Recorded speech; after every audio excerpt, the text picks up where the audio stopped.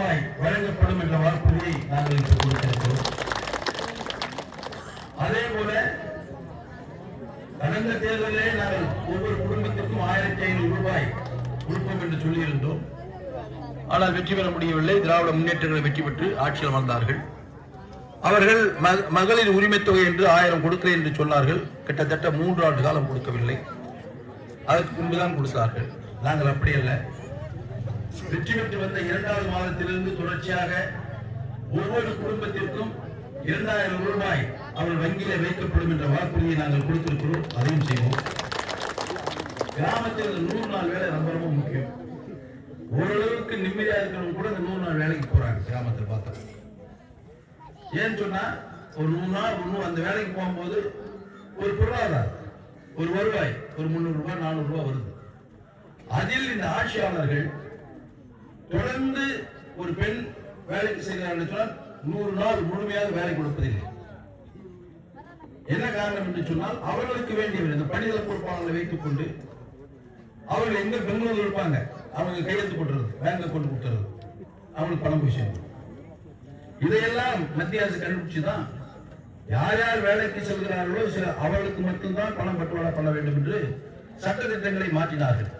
அது பார்லிமெண்ட்லேயே பாராளுமன்றத்திலேயே அந்த bill pass ஆகி ஜனாதிபதி அம்மையார் கையெழுத்து போட்டு 125 நாள் 365 நாளுக்கு 125 நாள் கட்டாயம் வேலை கொடுக்க வேண்டும் என்று மத்திய அரசு உத்தரவு போட்டிருந்தது. இந்த அரசாங்கம் அதை செய்ய மாட்டேங்கிறாங்க.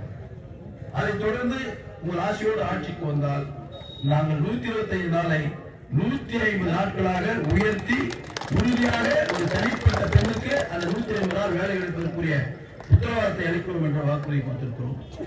இப்படி பல்வேறு வாக்குறுதிகளை நாங்கள் உங்களிடத்தில் கொடுத்திருக்கிறோம். அதை உங்களிடத்திலே நேரடியாக வீடு வீடாக வந்து எங்களுடைய கழக தோழர்கள் உங்களுக்கு விளக்கம் சொல்வார்கள். வீடு கட்டுவதற்கு என்னென்ன வசதிகள் நாங்கள் செய்து கொடுக்கிறோம் என்பதை சொல்வார்கள். அதே படித்து வேலை இல்லாமல் இருக்கின்ற இளைஞர்களுக்கு மாதம் 2000 ரூபாய் அவர்களுக்கு வேலை கிடைக்கின்ற வரையில் கொடுக்கப்படும் என்ற வாக்குறுதி கொடுத்திருக்கிறோம். அதே போல 3 கேஸ் சிலிண்டர் விலை இல்லாமல் கொடுக்கிறோம் என்று சொல்லியிருக்கிறோம். இன்றைய ஆட்சியாளர்கள் திரு ஸ்டாலின் அவர்கள் 520 வாக்குறுதியை ஒரு வாக்குறுதியாக கொடுத்தார். நாங்கள் ஆட்சிக்கு வந்தால் கேஸ் சிலிண்டருக்கு 100 ரூபாய் மானியம் கொடுக்கல. ஆனால் நாங்கள் ஆட்சிக்கு வந்தால் 3 கேஸ் சிலிண்டர் வருடத்திற்கு 3 கேஸ். சின்ன குடும்பம் இருந்தால் கேஸுக்கு பணமே கட்ட தேவையில்லை. அந்த 3 கேஸ் சிலிண்டர் முடிஞ்சிடும். ஒரு பெரிய குடும்பம் ஓரளவுக்கு பெருசா இருந்தா ஒரு அடிஷனலா ஒரு கேஸ் சிலிண்டர் வாங்கணும், 4 இருக்கும். அது மாதிரி எல்லாம் பல வாக்குறுதிகளை கொடுத்திருக்கிறோம். நன்றாக யோசனை செய்து பாருங்கள். அனைத்திற்கும் மேலாக நாடு அமைதியாக இருக்கிறது, அது முக்கியம்.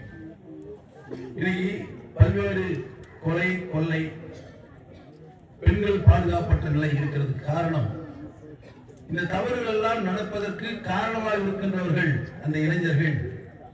அவர்களாக இல்லை. சாராயம் குடிச்சா ஒரு பெரியவங்க வராங்கன்னா பயம் வரும், அந்த போதை குறைஞ்சிடும். ஒரு பையன் சாராயம் குடிச்சு போறான், அந்த அப்பனும் அம்மாவும் வராங்க, ஐயோ அப்பா வந்துட்டான்பா அப்படின்ற பயத்திலே அவனுக்கு அந்த போதை குறைஞ்சிடும். டக்குனு போதை பார்ப்பான். அப்பா வந்துட்டாரு, அப்பா முன்னாடி தான் வருத்தப்படுவாரு, இல்லை அடிப்பாரு, திட்டுவாரு, ஓடிடுவான்.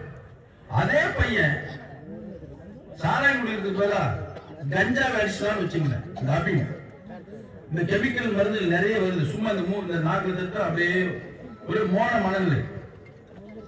அவன் சிரிக்கணும்னு நினைச்சா சிரிச்சுட்டே இருப்பான், அதுவும் நினைச்சா அழுந்தே இருப்பான். அது மாதிரி அவன் மனதுக்குள்ள ஒரு தீய சிந்தனை படிஞ்சு அந்த மாதிரி அந்த பழக்கம் வந்துருச்சுன்னா இவனை வெட்டணும் அப்படின்னு நினைச்சான்னா வெட்டிடுறான். அவ்வளவு கொடூரமான பழக்க வழக்கங்களுக்குரிய மூலப்பொருள்கள் இந்த ஆட்சியில் சாதாரணமாக கிடைக்கும். சாதாரண டீ கடையில, வீடா கடையில, எங்க பொட்டி கடையில, இதெல்லாம் இது கட்டுப்படுத்த முடியல. ஏன் கட்டுப்படுத்த முடியலன்னா இதனால நல்ல வருவாய் வருது. நல்ல வருவாய் வருது. யார் யார் வருது? முதல்ல விற்கிறவனுக்கு நல்ல வருவாய். விற்கிறது யாரு?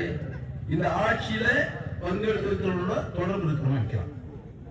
ஏன்னா அவன் தான் அவனுக்கு பாதுகாப்பு கொடுக்கணும். எப்படி பாதுகாப்பு கொடுக்கிறான்? அவன் விற்கிறான், அந்த ஊர்ல கெட்ட பேர் வருது.